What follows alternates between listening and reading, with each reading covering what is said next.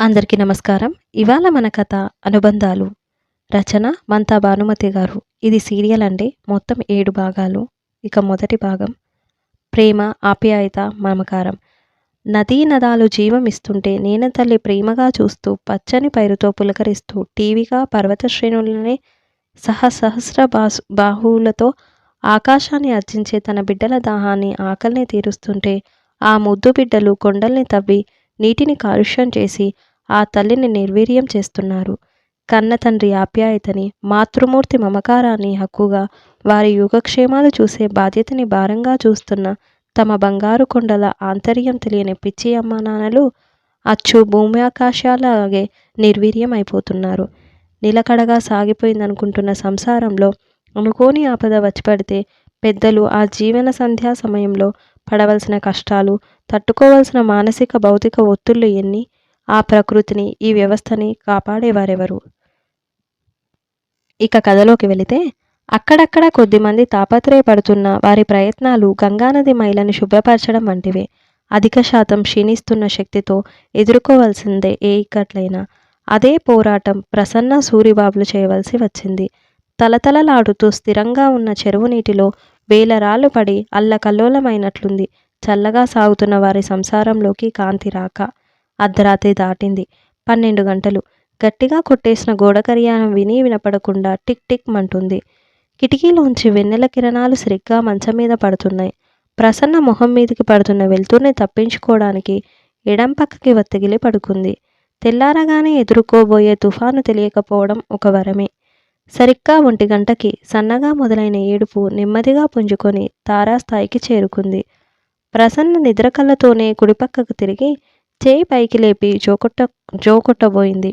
నిటారుగా మంచం నడిమధ్యలో నిల్చున్న 2 ఏళ్ల వేణి చేతికి దొరకలేదు.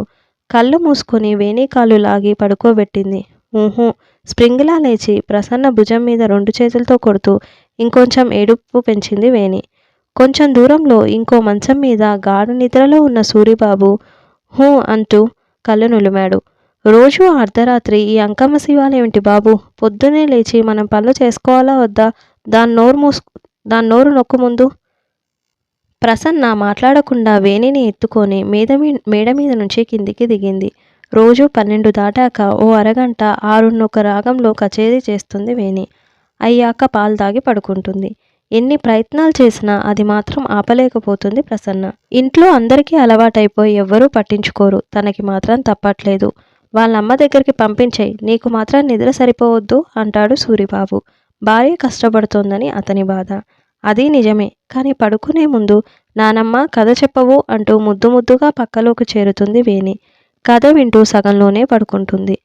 కోడలు ఆఫీస్ నుంచి అలసిపోయి వచ్చి ఇంత తినేసి పడుకుంటుంది. అప్పటికే లేపడానికి మనసొప్పక దాన్ని తన దగ్గరే ఉంచుకుంటుంది ప్రసన్న. వేణిని సముదాయించి పడుకోబెట్టాక అప్పటికే నిద్రలోకి జారుకుంది. సూరిబాబుకి నిద్ర తేలిపోయింది. లేచి కూర్చొని 2 కాళ్ళు నొక్కుకున్నాడు. షుగర్ పేషెంట్ ఏమో పాదాలు చిమచిమలాడడం మొదలుపెట్టాయి. చేతులు లాగేస్తున్నాయి. అలా 1 గంట అవస్థపడి గ్లాసు నీళ్ళు తాగి పడుకున్నాడు. సూరిబాబు దేవుడి గదిలోంచి వస్తున్న చిన్న దీపాల వెలుతుర్లోనే తడుముకుంటూ కారిడోర్లోకి వెళ్లే తలుపు నిశ్శబ్దంగా తీశాడు. చప్పుడైతే అందరూ లేస్తారని భుజానికి పాల ప్యాకెట్ పెట్టుకోవడానికి సంచి, ఒక చేతిలో టార్చ్ లైట్, ఇంకో చేతిలో కర్ర టార్చ్ లేకుండా చీకట్లో వీధిలోకి వెళ్తే కుక్కలు వెంటపడతాయి. సరిగ్గా 5:30కి ఏ కాలమైనా సరే వీధి దీపాలు ఆరిపోతాయి. సూరిబాబు మార్నింగ్ వాక్ అయినట్టుంటుందని 5ంటికి లేచి నడిచి వెళ్ళి పాలు తీసుకొస్తాడు. ఆ రోజు ఎప్పట్లాగే తలుపు తీసి వరండాలోకి వెళ్ళి తలుపు తాళం వేశాడు. బయట అంతా చీకటి. బల్బు పోయినట్టుంది. కర్రతో తడుముకుంటూ ముందుకు నడిచాడు. కాళ్ళకి ఏదో తట్టుకొని ముందుకు పడబోయాడు. ఎవరో తలుపు దగ్గర అడ్డంగా పడుకున్నారు ముడుచుపెట్టుకొని. కామన్ వరండాలో పడుకోకూడదని తెలీదా? చీర ముసుగు అది. ఆడామలాగుంది. చీకటికి అలవాటు పడిన కళ్ళకి లీలగా కనిపించింది. ఏ ఫ్లాట్లో వాళ్ళ పని మనిషో. బయట వాళ్ళనైతే సెక్యూరిటీ వాడు రానివ్వడు. సూరిబాబుకు ఒళ్ళు మండిపోయింది. కర్రతో ఒకటి వేయబోయాడు. అంతగా అడిగితే కనిపించలేదని దబాయించొచ్చు. ఏదో సదుపాయంగా ఉంటుందని భ్రమపడి ఉన్న ఇల్లు అమ్మేసుకొని కొడుకు ఆఫీస్ దగ్గరగా పాష్ కాలనీలో డ్యూప్లెక్స్ అపార్ట్మెంట్ కొన్నాడు. దీంట్లో ఉండే ఇబ్బందులు ఇందులో ఉన్నాయి. 10 మందితో సహజీవనం లాంటిదే. కాకపోతే ఎవరి మాట ఎవరూ వినరు. అందరికీ బోల్డు డబ్బిచ్చి కొనుక్కున్నామనే భావనే. పోనీ కాలక్షేపానికి ఎవరైనా 4 మాటలు మాట్లాడతారా అంటే అదీ లేదు. పాత ఇంటి దగ్గరే నయం. అంతా మధ్యతరగతి కుటుంబాలుండే పేట. తన వయసు వాళ్ళు బోలెడు మంది కలిసి పొద్దున్నే పాల దగ్గర ప్రపంచ రాజకీయాల్ని చర్చించుకునేవాళ్ళు. రిటైర్ అయ్యాక కొత్త ప్రదేశానికి వచ్చి తప్పే చేశానని సూరిబాబు అనుకోని రోజుండదు. అలికిడికి ఆ మనిషి లేచి నిల్చుంది. గోడవారుగా చిన్నపిల్లలాగుంది. మరింత ముడుచుకొని మూలుగుతోంది. తల్లి పిల్ల కూడా. సూరిబాబుకి ఎందుకో అనుమానం వేసి టార్చ్ లైట్ వేశాడు. కొంగు భుజం చుట్టూ కప్పుకొని ముఖం మరీ కిందికి దించింది. అంతే. సూరిబాబు నిలబడలేనట్టు తూలుతూ గోడకు పట్టుకున్నాడు. ఒక్కసారి ఇంటి ముందున్న ఆడమనిషిని, ఆ చిన్నపిల్లని దీనంగా బిచ్చగత్తెల్లా చేతులు జోడించి నుంచున్న ఆడమనిషిని చూశాడు. మాట్లాడకుండా తాళం తీసి లోపలికి వెళ్ళమని సైగ చేసి తడబడుతున్న అడుగులతో మెట్లు దిగి కాంప్లెక్స్ బయటికి నడిచాడు. సాబ్, మీ బేటీనటగా రాత్రి లేటుగా వచ్చింది. మీ ఫ్యామిలీ ఫోటో చూపిస్తే ఇంకా మీకు ఫోన్ చేయలేదు డిస్టర్బెన్స్ అని సెక్యూరిటీ వాడు ఏదో చెప్పబోతుంటే సూరిబాబు తల పంకించాడు. ఇంత త్వరగా వచ్చేసారేంటి? వాకింగ్కి వెళ్ళలేదా? రాత్రి సరిగా నిద్రలేదేమో. ఒంట్లో ఎలా ఉంది? కింద హాల్లో వెలుగుతున్న లైట్ చూసి ప్రసన్న మెట్లు దిగి వచ్చింది కొద్దిగా కుంటుతూ. కోడలు మాట విని డ్యూప్లెక్స్ తీసుకోవడం మరో తప్పు అని అనుకుంటాడు సూరిబాబు. పడగ్గదులు 3 పైనే. ఇప్పుడిప్పుడే తామిద్దరికి మోకాలు మొరాయిస్తున్నాయి. హుషారు వయసులో ఉన్న వాళ్ళకి పెద్దవాళ్ళ పాటలు తెలియవు. తెలుసుకోవడానికి ప్రయత్నించరు. కళ్ళు చికిలించి సోఫాలో కూర్చున్న సూరిబాబుని పక్కనే తలుపుకు ఆలుకొని బిత్తర చూపులు చూస్తున్న 5 ఏళ్ల చిన్నపిల్లని చూసింది ప్రసన్న. ఈ పిల్లెవరు? అరే కాంతి! తెర పక్కగా చేతులు నలుపుతూ నిల్చున్న కూతుర్ని చూసి ఆశ్చర్యపోయింది. అమ్మ! కాంతి 2 అడుగుల్లో వచ్చి ప్రసన్న చేతిలో వాలిపోయింది.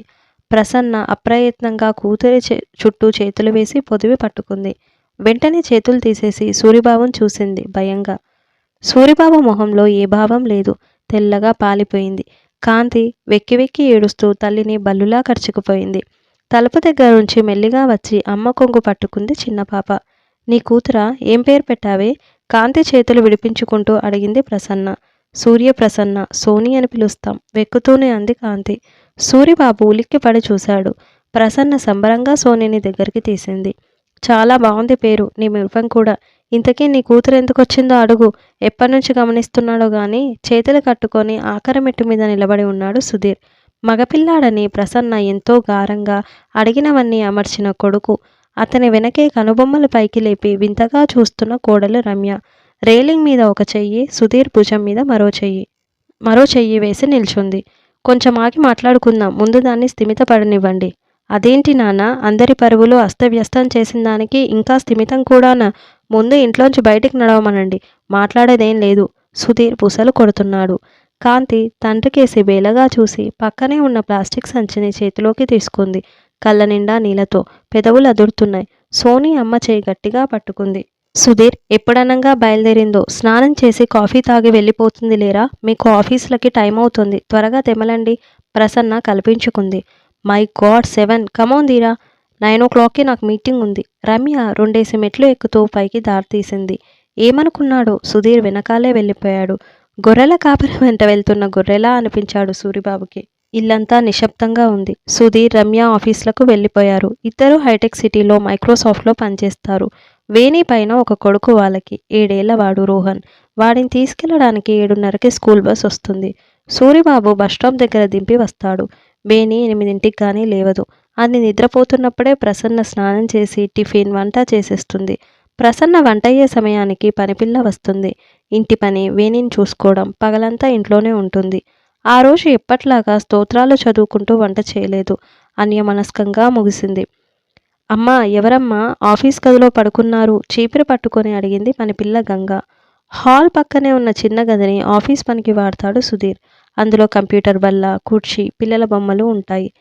తన సంచి తల కింద పెట్టుకొని అక్కడే ఒళ్ళు తెలియకుండా నిద్రపోతోంది కాంతి. పక్కనే సోని. ఇద్దరూ నిశ్చింతగా 4 రోజుల నుంచి నిద్రలేని వాళ్ళలా పడుకున్నారు. ఇంకా ఎవ్వరూ తమని ఏమీ చేయరని ధైర్యం, ఒక నీడ దొరికిందన్న తృప్తి. పట్టుపరుపులు, పట్టె మంచాలు అక్కర్లేదు. అది మా అమ్మాయి కాంతి. వణుకుతున్న కంఠంతో చిన్నగా అంది. సూరిబాబు వింటే ఏమంటాడో అని బెదురుతూ. అమ్మాయి గారా అమ్మా? అదేంటి మరి నేల మీద పడుకున్నారు? ఒక చాపైనా వేయలేదమ్మా? ఆశ్చర్యంగా అడిగింది గంగ. పొద్దున్నే వచ్చిందే, ఇంకా పైకి వెళ్ళిందనుకున్నాను. నేను చూడనే లేదు. ఆ గది తర్వాత చూడవచ్చు, మిగిలిన పని చూడు. తడపడుతూ ఆఫీస్ గదిలోకి వెళ్ళింది ప్రసన్న. కటిక నేల మీద దిక్కులేనట్లు పడుకున్న కన్న కూతుర్ని చూస్తుంటే కడుపు తరుక్కుపోయింది ప్రసన్నకి. ఒక్కసారి లేపి హృదయానికి హత్తుకొని నీకు నేనున్నాను అని చెప్పాలనిపించింది. స్వతంత్రంగా ఎలా వెళ్తుంది?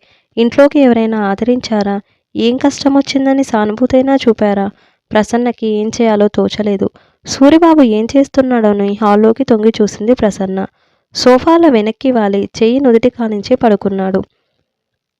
శరీరంలో త్రాణ అంతా ఎవరో తీసేసినట్టు నీరసంగా వేలాడుతున్నాడు. కాళ్ళూ చేతులు దగ్గరగా వెళ్ళి వెనకగా నుంచోని తల ఒత్తసాగింది. కొంచెం కాఫీ ఇమ్మంటారా? భారం తగ్గుతుంది. ప్రసన్నని పక్కన కూర్చోమని సైగ చేశాడు. కాఫీ తాగితే తగ్గే భారమా? జవాబు లేనట్లే మొహంలోకే చూసి కళ్ళు కిందికి వాల్చింది. ఏం చేద్దాం మరి? దాని లేపి స్నానమది చేయమని చెప్పనా? ఎందుకొచ్చిందో, ఏం సమస్య వచ్చిందో? ప్రసన్న గొంతు పూడుకుపోయినట్లుగా మాట రాలేదు. ఏదో ఒకటి చేయాలి కదా, తప్పించుకొని పారిపోలేం. లేపి దాని సంగతి చూడు. వేణిని తయారు చేశాక పార్కుకు తీసుకెళ్ళమని చెప్దాం గంగకి. అప్పుడు మాట్లాడుకోవచ్చు. ప్రసన్న కాళ్ళీడ్చుకుంటూ వెళ్ళింది ఆఫీస్ గదిలోకి. అప్పటి వరకు హాయిగా పడుకున్న కాంతి నిద్దట్లోనే వెక్కుతూ వద్దు వద్దు అంటూ చేతులు అడ్డం పెడుతోంది. కడుపులో ఉన్న పాపాయిలా కాళ్ళు ముడిచేసింది. చేష్టలుడిగిన దానిలా నిలబడిపోయింది ప్రసన్న. ఇంతటితో ఈ భాగం సమాప్తం. ఈ వీడియో మీకు నచ్చినట్లయితే లైక్ చేయండి, షేర్ చేయండి, ఛానల్ని సబ్స్క్రైబ్ చేయండి. Thank you.